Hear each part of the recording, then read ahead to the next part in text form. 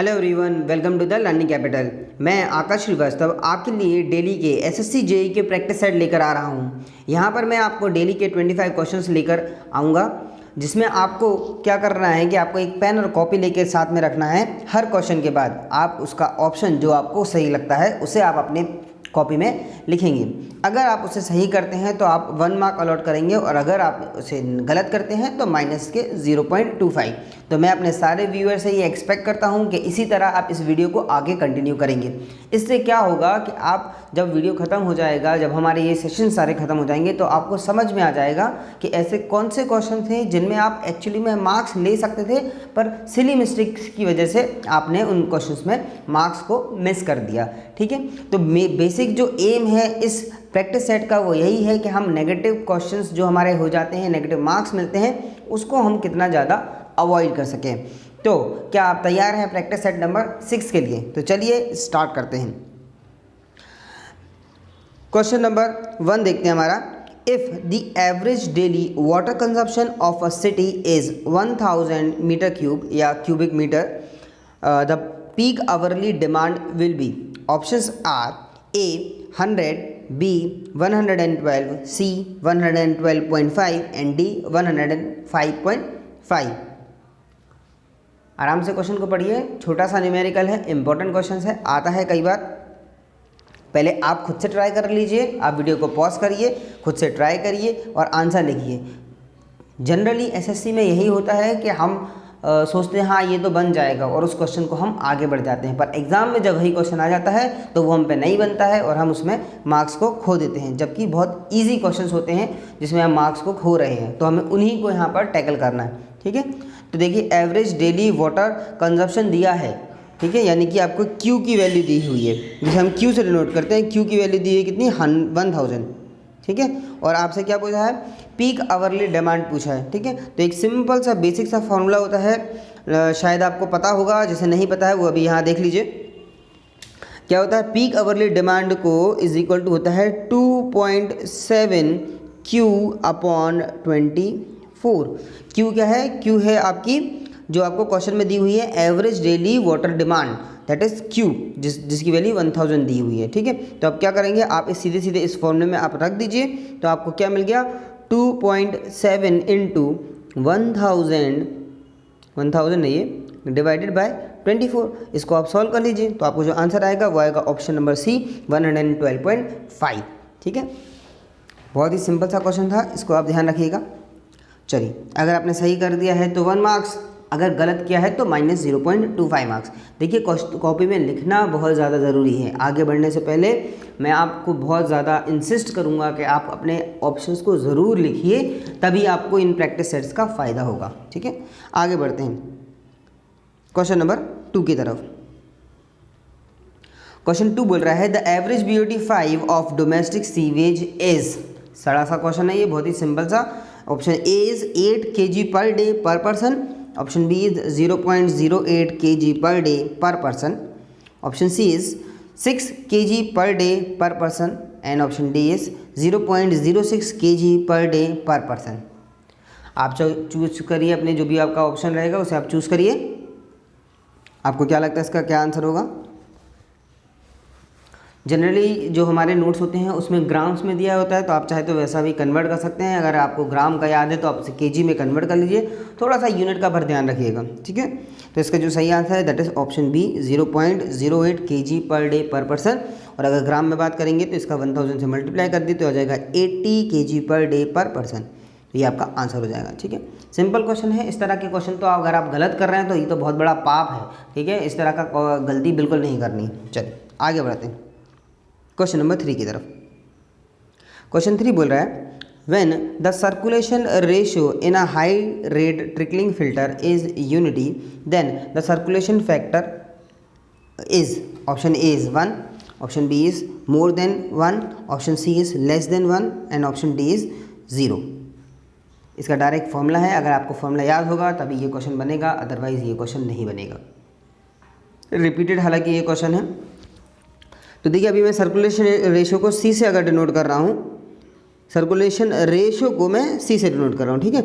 आपका जो recirculation factor होता है इसको मैं एफ से डिनोट कर रहा हूँ। F is equal to 1 plus C upon 1 plus 0.1 into C to the power square, ठीक है, ये स्क्वायर है।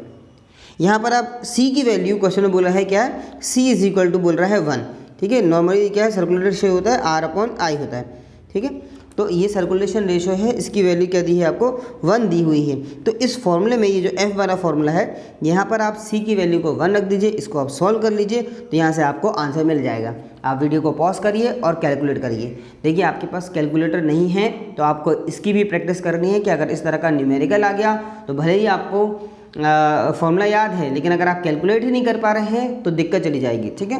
तो आप कैलकुलेट ज़रूर करिए इसको, और आपको ये भी ध्यान रखना है कि कैलकुलेट तो हो जाएगा, बहुत बड़ी बात नहीं है, लेकिन क्या है, टाइम का भी ध्यान रखना है कि जल्दी भी कैलकुलेशन हो, ठीक है। तो यहाँ पर रख दीजिए, आ जाएगा कितना, 1 प्लस 1 अपॉन 1 प्लस 0.1 इंटू 1, ठीक है। इसका स्क्वायर आ जाएगा, तो ये क्या जाएगा, 1.1 का स्क्वायर आ जाएगा, यानी कि 2 अपॉन 1.21 आ जाएगा। इसको आप सॉल्व कर लीजिए, तो ये वैल्यू आ रही है समथिंग अराउंड 1.65। तो इतनी जल्दी आपको कैलकुलेशन करना है, ठीक है। तो इसका जो आंसर है दैट इज़ 1.65, यानी कि जो इसका सही ऑप्शन हो जाएगा that is B, more than 1, ठीक है। ये इसका सही आंसर है, ठीक है। चलिए आगे बढ़ते हैं क्वेश्चन नंबर 4 की तरफ। क्वेश्चन नंबर 4 बोल रहा है the shift of the curve is directly proportional to. देखिए ये एसएससी के लिए ये बहुत ज़्यादा इंपॉर्टेंट क्वेश्चन है, बाकी एग्जाम्स में इतना ज़्यादा नहीं आता, पर नॉर्मली एसएससी में ये बहुत ज़्यादा आता है। शिफ्ट डायरेक्ट फॉर्मूला होता है इसका। ऑप्शन देख लेते हैं पहले। ऑप्शन है r and 1 upon L square, option B is 1 upon r and L square, option C is 1 upon r square and 1 upon L, and option D is r square and 1 upon L. अगर आपको shift का formula याद होगा तो ये आप बता पाएंगे इसका। तो आपका जो शिफ्ट होता है, जो आपका शिफ्ट है, शिफ्ट इज इक्वल टू क्या होता है, एल एस का स्क्वायर डिवाइडेड बाय 24r, यानी कि जो आपका शिफ्ट है it is directly proportional to L square and inversely proportional to 1 upon r, ये हो जाएगा 1 अपॉन r के प्रोपोर्शनल है, ठीक है।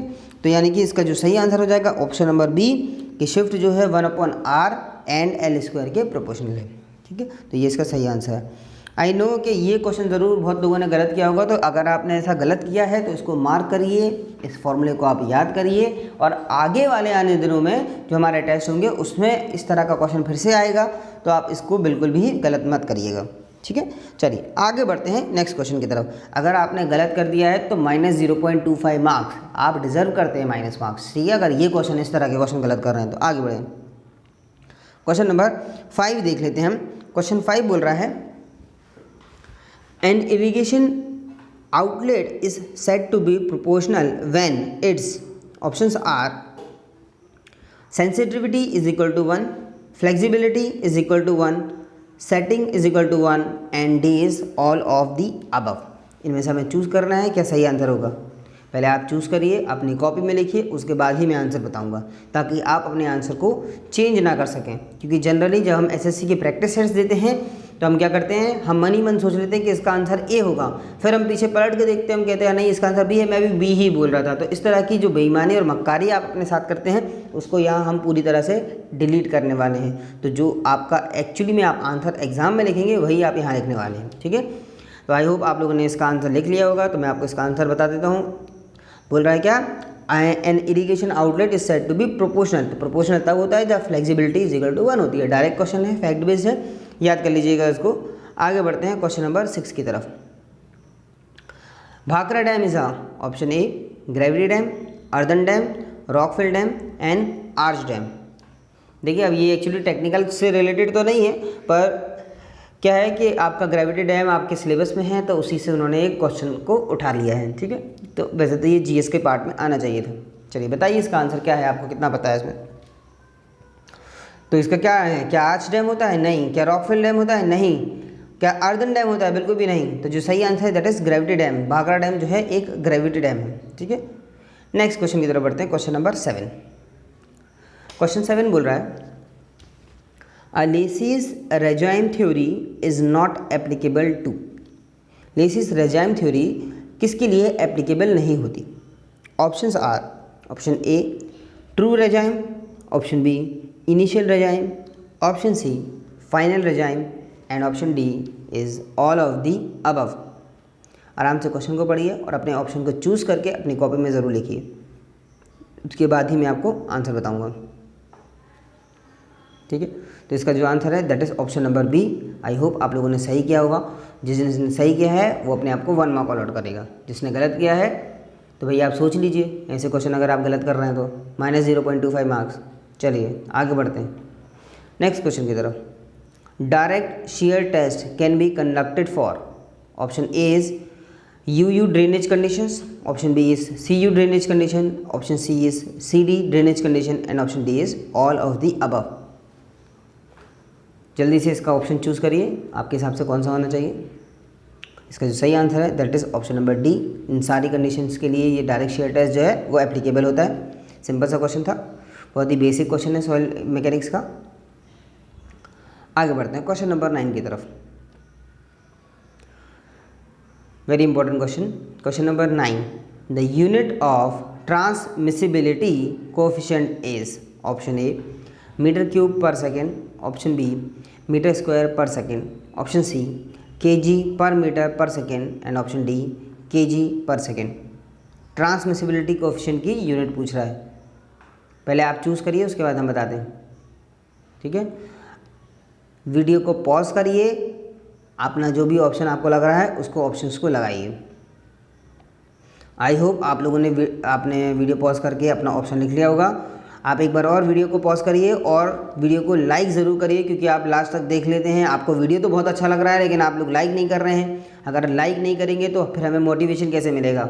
साथ ही साथ आप अपने दोस्तों को शेयर करिए, उनको एंकरेज करिए कि भैया आपने पढ़ाई कर ली है, पढ़ाई सफिशिएंट नहीं है, आपको प्रैक्टिस सेट्स देने हैं। जब आप प्रैक्टिस सेट देंगे तभी आपको पता चलेगा कि कौन से क्वेश्चंस में आप वीक हैं, किस क्वेश्चन में आप क्या क्या गलती कर रहे हैं। सिली मिस्टेक्स को अवॉइड करना बहुत ज़्यादा ज़रूरी है। इसलिए अभी इसी वक्त वीडियो को एक बार पॉज करिए, वीडियो को लाइक करिए, दोस्तों के साथ शेयर करिए। अगर चैनल पर पहली बार आए हैं तो चैनल को सब्सक्राइब भी करिए और बेल आइकन को भी दबाइए, ताकि वीडियो की नोटिफिकेशन आपको सबसे पहले मिले। ठीक है, उसके बाद हम आते हैं इस क्वेश्चन पे। तो चलिए पहले जल्दी से जाकर आप वीडियो को लाइक ज़रूर कर दीजिए। ठीक है, आई होप आप लोगों ने कर दिया होगा। तो क्वेश्चन नंबर 9 का क्या आंसर लिखा है आपने, आप देखिएगा। इसका आंसर मैं आपको बताता हूँ। ट्रांसमिसिबिलिटी क्या होता है ट्रांसमिसिबिलिटी क्या होगा आपका, यस, ट्रांसमिसिबिलिटी टी से डिनोट करता है। टी इज इक्वल टू के इंटू डी। ठीक है, के आपकी क्या होती है, परमिबिलिटी होती है। परमिबिलिटी की यूनिट क्या होती है, मीटर पर सेकेंड, और डी क्या है, मीटर है। तो ट्रांसमिसिबिलिटी की यूनिट क्या हो जाएगी आपकी, metre square per second. Metre square per second जो है वो इसकी यूनिट हो जाएगी। ठीक है, इंपॉर्टेंट है, ये कई बार आता है ट्रांसमिसिबिलिटी। तो ट्रांसमिसिबिलिटी से रिलेटेड सारी चीज़ें आप ज़रूर पढ़ लीजिएगा। ठीक है, तो ये तो मैंने आपको बेसिक एक फॉर्मूला बताया है, इससे रिलेटेड सारी चीज़ें आपको पढ़नी है। ठीक है, तो इसका जो सही आंसर है that is option B, metre square per second. I know कुछ लोगों ने ए ऑप्शन लगाया हुआ, वो गलत है, और सी और डी तो बनते ही नहीं है किसी तरीके से। तो ऑप्शन बी जो है वो सही है। जिसने सही आंसर लगाया है वो अपने आप को 1 मार्क अलॉट कर सकता है, और जिसने गलत लगाया है तो भैया आपका तो भगवान ही भरोसे है अगर आप ऐसे क्वेश्चन गलत कर रहे हैं तो। चलिए आगे बढ़ते हैं क्वेश्चन नंबर 10 की तरफ।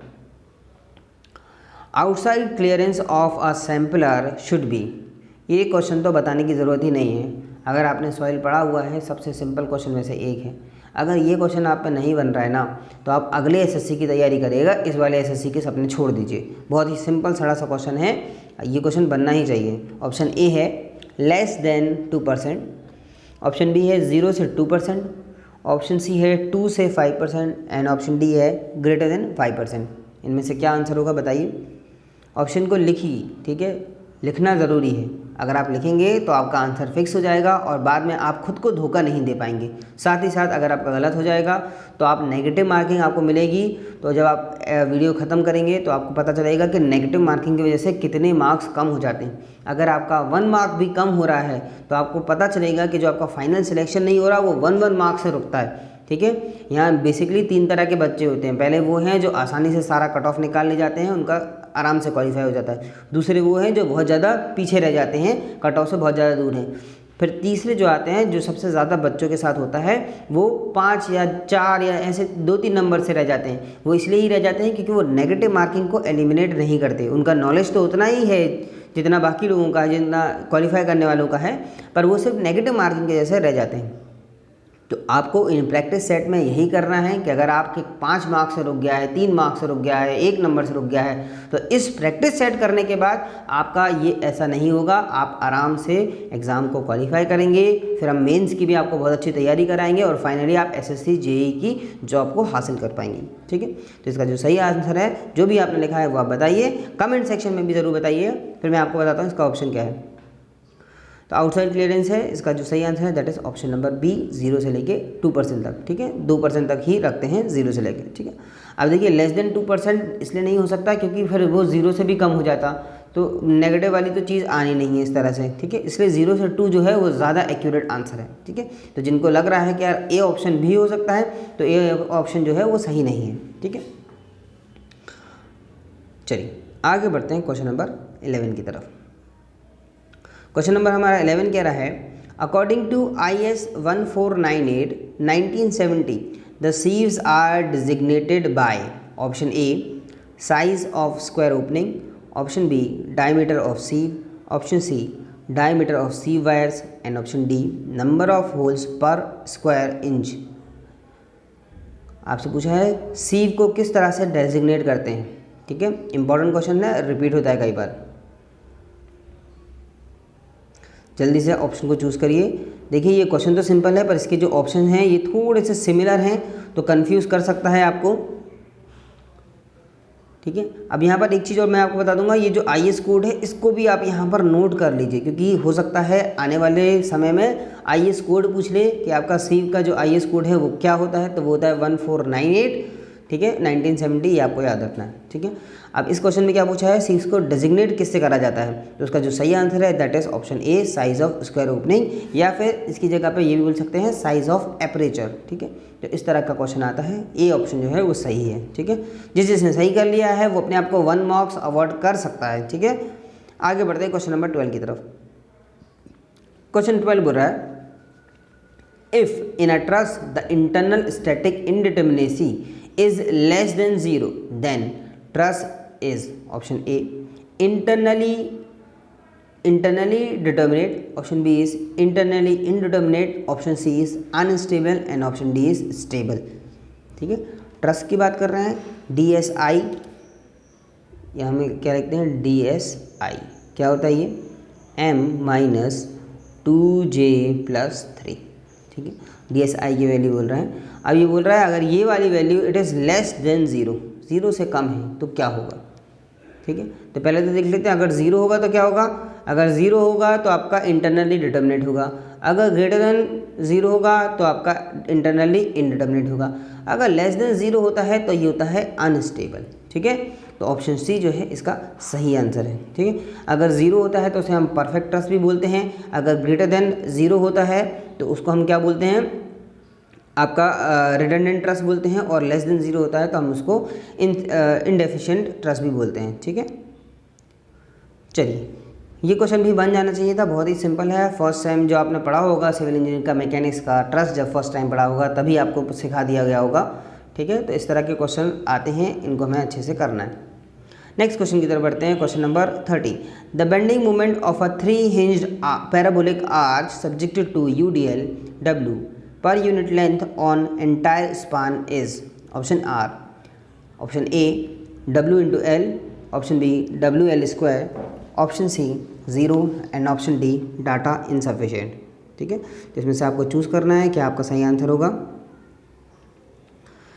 हमारे चैनल पर आपको आर्चेस से रिलेटेड सारे वीडियोस मिल जाएंगे। आप स्ट्रक्चरल एनालिसिस की प्लेलिस्ट में जाइएगा, वहाँ पर मैंने पैराबोलिक आर्च बताया हुआ है, 3 इंच भी बताया है, 2 इंच भी बताया है, साथ ही साथ 3 इंच सर्कुलर आर्च भी बताया हुआ है, ठीक है। उसको कैसे सॉल्व करते हैं, उसका कैसे एनालिसिस करते हैं, वो बहुत ही डिटेल और बहुत ही अच्छे तरीके से पूरे वीडियो में समझाया गया है, पूरे न्यूमेरिकल के साथ स्टार्टिंग से लेके एंड तक सब कुछ समझाया है। तो आप उस वीडियो को जाकर ज़रूर देखिए, उसमें भी आपको इस क्वेश्चन का आंसर डिटेल्ड में मिल जाएगा कि कैसे आता है इसका आंसर, ठीक है। हालांकि ये वाला जो क्वेश्चन है ये याद करने वाला है, क्योंकि ये कई बार आता है, आप देखेंगे गेट में भी कई बार इस तरह का क्वेश्चन आया है, ठीक है। तो आप इसका पहले ऑप्शन अपनी कॉपी में लिखिए, उसके बाद मैं आपको बताता हूँ क्या होता है। आई होप आपने लिख लिया होगा। अब देखिए इसका एक्सप्लेनेशन देखते हैं। आपसे बोल रहा है 3 इंच आर्च है, उसके ऊपर क्या है, यूडीएल आ रहा है होल स्पान पर, ठीक है।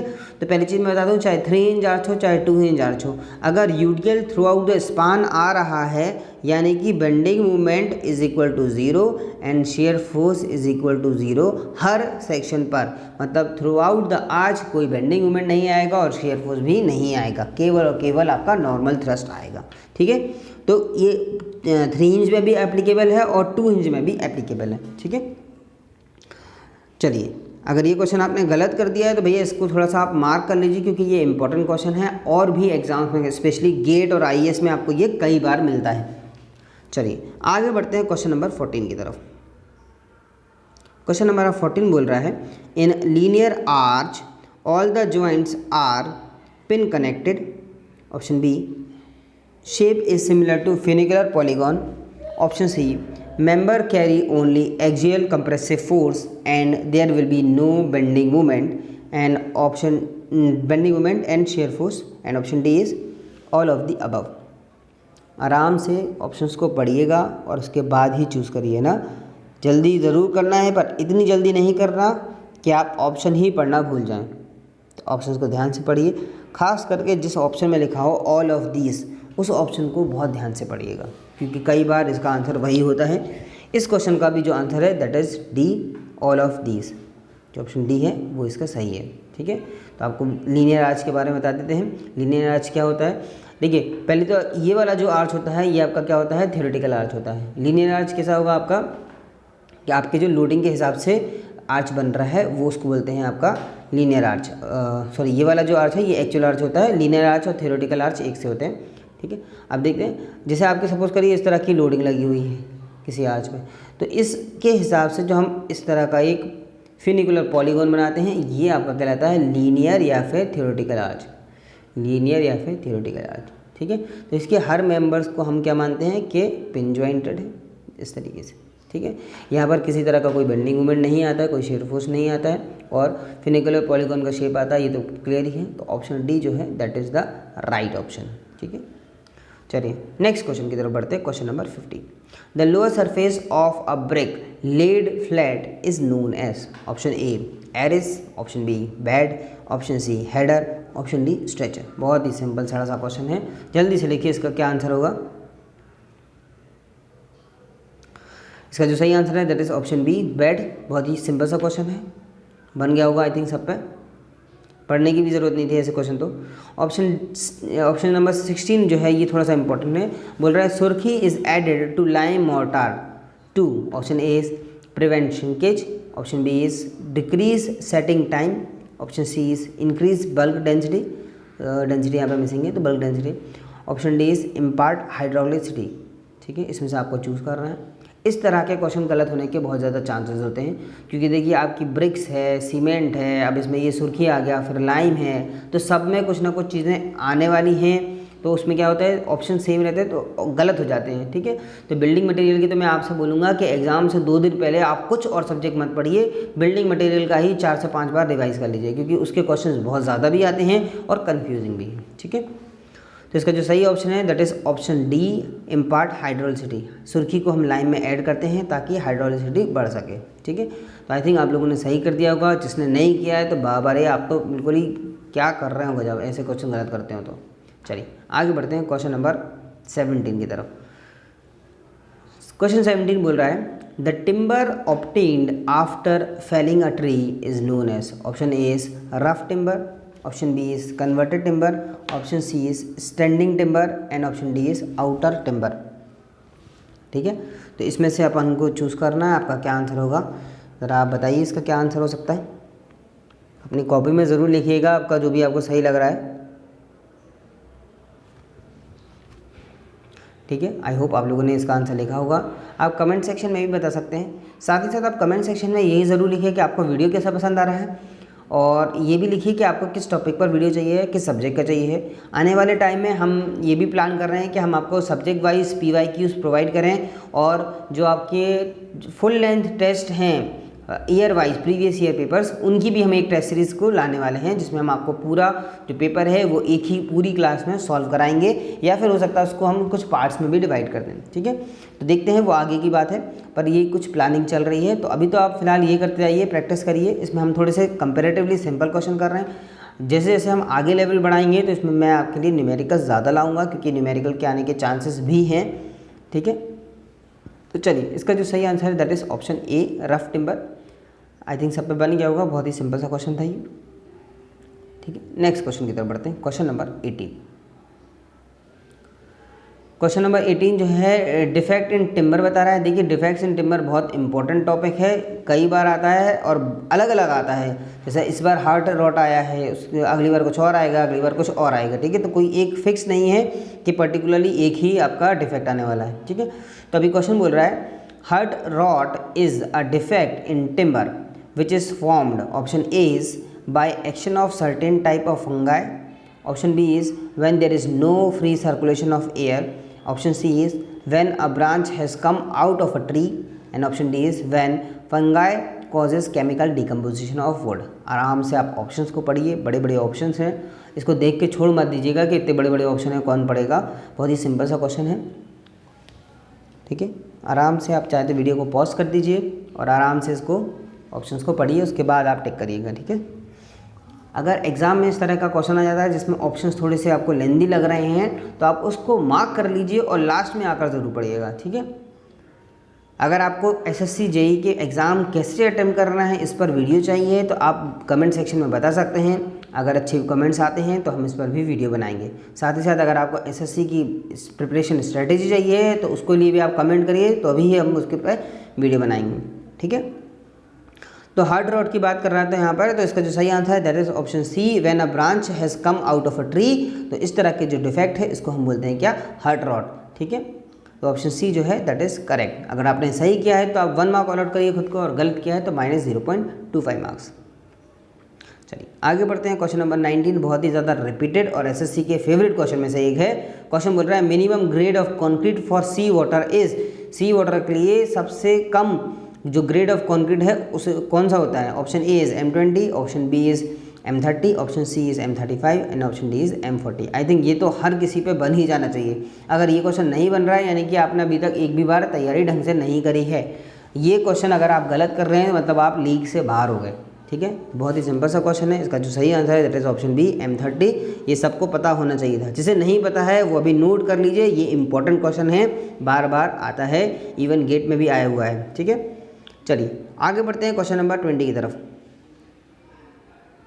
क्वेश्चन 20 आपसे बोल रहा है the value of critical neutral axis depth factor depends on. Option हैं A grade of concrete, B permissible stress in reinforcement, C moment of resistance and D permissible stress in concrete. ठीक है, थोड़ा सा confusing है ये बच्चों को। अगर आपने कोई किसी ने नहीं बताया है तो शायद आप ये क्वेश्चन को गलत कर देंगे। तो पहले आप चूज़ करिए, फिर मैं इसका एक डिटेल एक्सप्लेनेशन आपको दूंगा कैसे क्या होता है। ठीक है, आराम से क्वेश्चन को आप पढ़िए, ऑप्शंस को पढ़िए, साथ ही साथ इसका जो फॉर्मूला है उसे भी अगर हो सके तो आप अपनी कॉपी में लिख लीजिए। अगर इसमें कुछ गलती होती है तो उसको यहीं के यहीं आप उसे नोट कर लीजिएगा। ठीक है, तो आई थिंक आप लोगों ने इसका आंसर निकाल लिया होगा। मैं आपको बताता हूँ इसका सही आंसर क्या है। देखिए अब क्या होता है, आपका जो XU/D है, XU/D इज इक्वल टू होता है क्या, M sigma CBC divided by M sigma CBC plus sigma of ST। ठीक है, ये होता है। अगर किसी को ये फॉर्मूला याद नहीं है या पता ही नहीं है या फर्स्ट टाइम देख रहा है तो भाई साहब आप मत तैयारी करो अभी, आप मत सपने सजाओ कि इस बार निकलेगा, क्योंकि अगर आपको बेसिक्स फॉर्मूला ही सही नहीं पता है तो कुछ नहीं होने वाला। ठीक है, अब यहाँ M क्या है। ठीक है, अब यहाँ जो M है दैट इज़, ये जो M है दैट इज़ मॉड्यूलर रेशो। ठीक है। और सिग्मा सीबीसी क्या है, परमिसिबल स्ट्रेस इन कंक्रीट है, और सिग्मा एसटी क्या है, परमिसिबल स्ट्रेस इन स्टील है। अब देखिए जो एम सिग्मा सीबीसी है इसकी जो वैल्यू है ये फिक्स होती है। नॉर्मली एम क्या होता है, एम इज इक्वल टू होता है 280/3 सिग्मा सीबीसी। अगर सिग्मा सीबीसी को आप यहाँ पे मल्टीप्लाई करेंगे तो एम सिग्मा सीबीसी की एक कांस्टेंट वैल्यू आ जाएगी जो होगी 93 समथिंग, 93.33, ठीक है, ये इसकी वैल्यू होती है। तो इसके हिसाब से अगर आप देखेंगे तो आपको समझ में आ जाएगा कि ऑप्शन, ठीक है, तो आपका क्या आ रहा था, हमने देखा था XU/D is equal to M sigma CBC divided by M sigma CBC plus sigma of ST, ठीक है। तो अभी भी हमने क्या देखा कि M सिग्मा CBC है इसकी तो पर्टिकुलर एक वैल्यू होती है क्या, 93.33, ठीक है। तो ये तो कांस्टेंट हो गया, सिमिलरली ये भी वही है तो कांस्टेंट हो गया। तो सिर्फ और सिर्फ एक ही वेरिएबल बच रहा है जो है sigma of ST. Sigma of ST क्या है, आपकी परमिसिबल स्ट्रेस इन स्टील है या फिर रीइंफोर्समेंट है। तो इसका जो सही आंसर हो जाएगा वो हो जाएगा ऑप्शन बी, सिर्फ और सिर्फ इस पर डिपेंड करता है, ठीक है। रिपीटेड क्वेश्चन है, ये भी कई बार आता है। चलिए आगे बढ़ते हैं क्वेश्चन नंबर 21 की तरफ। क्वेश्चन 21 बोल रहा है if wind and earthquake loads are considered then permissible stress in steel structures are option A increase by 25%, decrease by 33%, 33.33, and option C is increase by 20%, option D is increase by 33%, ठीक है। IAS code से आया हुआ है, direct question है, repeated question है। इसका जो सही आंसर होगा that is option D, increase by 33%। जब आप विंड और अर्थक्वेक लोड को इंक्लूड करते हैं या कंसिडर करते हैं तो परमिसिबल स्ट्रेसेस को हमें 33% बढ़ाना पड़ता है, ठीक है, याद रखिएगा, इंपॉर्टेंट क्वेश्चन है। चलिए आगे बढ़ते हैं क्वेश्चन नंबर 22 की तरफ। अगेन ये बहुत ज़्यादा इंपॉर्टेंट और रिपीटेड क्वेश्चन है तो इसको भी आप अच्छे से करेंगे, ठीक है। Maximum permissible horizontal and vertical deflection in steel structure is, options are span upon 500, B option is span upon 350, C option is span upon 200 and D option is span upon 1000, ठीक है। तो डायरेक्टली इसका option है B, span upon 350, deflection की value होती है इतनी। IAS code से है, डायरेक्ट क्वेश्चन, सिंपल था, रिपीटेड है, इसको आप नोट कर लीजिएगा, ठीक है। Next question is for steel structures maximum factor of safety is adopted for. ये क्वेश्चन अक्सर बच्चे गलत कर देते हैं, ठीक है। स्टील स्ट्रक्चर की बात कर रहा है, ऑप्शन ए है टेंसाइल स्ट्रेसेस, ऑप्शन बी है कंप्रेसिव स्ट्रेसेस, ऑप्शन सी है bending stresses and option D है शियर स्ट्रेसेस, ठीक है। तो देखिए आप एक बार चूज़ कर लीजिए, वीडियो को पॉज करके तुरंत आप ऑप्शन लिखिए और कमेंट सेक्शन में ही बताइए इसका आंसर क्या होगा, फिर हम इसको डिस्कस करते हैं, ठीक है। तो देखिए सबसे पहले क्या होता है, स्टील की बात करें या डक्टाइल मटेरियल की बात करते हैं तो क्या होता है, आपकी सबसे छोटी होती है आपकी क्या, इसके केस में शियर स्ट्रेंथ जो है वो सबसे छोटी होती है, फिर टेंसाइल स्ट्रेंथ होती है, फिर आपकी कंप्रेसिव स्ट्रेंथ होती है, ठीक है। तो ये इसका कहना चाहिए इक्वेशंस होती है। तो सबसे कम अगर शेयर स्ट्रेंथ है तो सबसे ज़्यादा फैक्टर ऑफ सेफ्टी हमें इसी में लगानी पड़ेगी, और factor of safety shear stress का हमने क्या देखा, 0.4 इंटू FY। तो 0.4 यानी कि कितना है, FY अपॉन 1.25, ठीक है। तो सॉरी 0.25 है ना, ये आ जाएगा, तो 0.4 इंटू FY कर दिया है,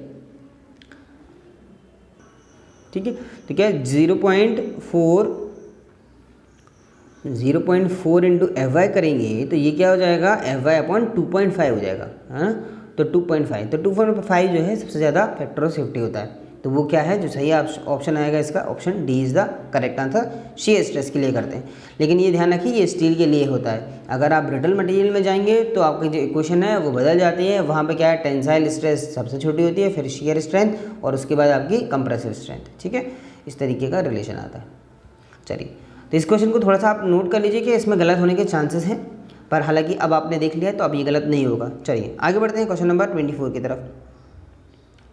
क्वेश्चन 24 बोल रहा है to prevent the ductile material the maximum shear stress is, ठीक है। मैक्सिमम शियर स्ट्रेस की वैल्यू की बात कर रहा है। अभी इससे पहले वाला जो क्वेश्चन था वो डिज़ाइन वैल्यू थी, ठीक है। अब ये क्या बोल रहा है, मैक्सिमम शियर स्ट्रेस की वैल्यू कितनी होनी चाहिए, ठीक है। Option A is 0.57 FU, option B is 3 into FU, option C is 2 into FU and option D is FU, ठीक है। तो जल्दी से इसका आंसर चूज़ करिए आप, क्या होगा, ABCD में से आप लिखिए, जल्दी अपनी कॉपी में भी लिखिए, कमेंट सेक्शन में भी बताइए। ठीक है। तो इसका जो सही आंसर है that is option A 0.57 into FU। ठीक है। अब यहाँ ध्यान रखिए कि ये जो है ये आपकी प्रैक्टिकली वैल्यूज़ को निकाला गया है। 0.57 की जगह 1/√3 भी हो सकता है। ठीक है। तो आप ये भी देख लीजिएगा, FU/√3 करके भी वैल्यू हो सकती है। तो ये प्रैक्टिकल वैल्यू है, इतनी वैल्यू मैक्सिमम हो सकती है, इससे ज़्यादा नहीं होनी चाहिए। ठीक है। इसके बाद जो हम स्ट्रक्चर को डिज़ाइन करते हैं तो हम इसको कम कर देते हैं। देखिए अब ये क्या है 0.57 इसकी मैक्सिमम वैल्यू, और हम डिज़ाइन किसके लिए कर रहे हैं 0.4 के लिए। ठीक है। तो बहुत ज़्यादा कम है, जो हमने क्या किया है स्ट्रेसेस को कम कर दिया है ताकि हमारा स्ट्रक्चर जो है वो सेफ हो जाए। चलिए नेक्स्ट क्वेश्चन की तरफ बढ़ते हैं, जो हमारा लास्ट क्वेश्चन भी है। The critical section for web crippling in case of flexure member is at. Option A is root of fillet weld, option B is centre of the section, option C is centre of flange and option D is none of the above. ठीक है। जल्दी से बताइए इसका answer, simple सा question. इसका answer होगा option A root of the fillet weld. ठीक है। जिसने सही करे हैं वो प्लस के 1 मार्क्स, जिसने गलत किया है -0.25 मार्क्स। ठीक है। अब देखिए हमारे 25 क्वेश्चन हो चुके हैं, ये सेशन हमारा यहीं पर एंड होता है। आपको सेशन कैसा लगा, आपको क्वेश्चंस कैसे लगे, आपको इंटरेक्टिव जो हमारा सेशन था उसमें कैसा लगा है वो आप हमें कमेंट सेक्शन में बता सकते हैं। ठीक है। अब आपका काम अभी यहाँ ख़त्म नहीं हुआ, अभी आपको कुछ काम और भी करने हैं। सबसे पहला काम तो आपको ये करना है कि आप वीडियो को लाइक करिए और अपने दोस्तों के साथ शेयर करिए। जितने भी आपके व्हाट्सएप ग्रुप हैं उसमें शेयर करिए, लोगों को बताइए कि practice set the learning capital YouTube channel पर आ रहे हैं सिविल इंजीनियरिंग के लिए, SSC JEE के।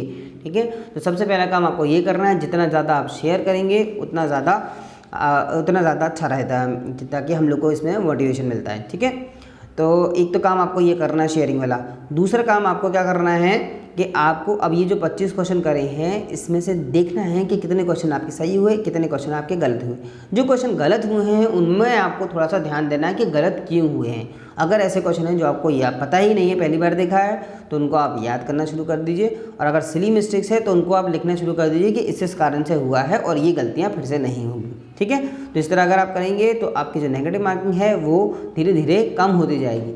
ठीक है। अगर आपकी एक्यूरेसी बढ़ जाएगी तो आपके सिलेक्शन के चांसेस बढ़ जाएंगे। ठीक है। तो चलिए आज का वीडियो हम यहीं पे एंड करते हैं। आपको वीडियो कैसा लगा ये ज़रूर से ज़रूर आप हमें कमेंट सेक्शन में ज़रूर बताएं। ठीक है। तो आज हम सेशन को यहाँ पर ख़त्म करते हैं। Thank you for watching. Like, share, comment और सब्सक्राइब करना बिल्कुल ना भूलें। Thank you all. Good bye.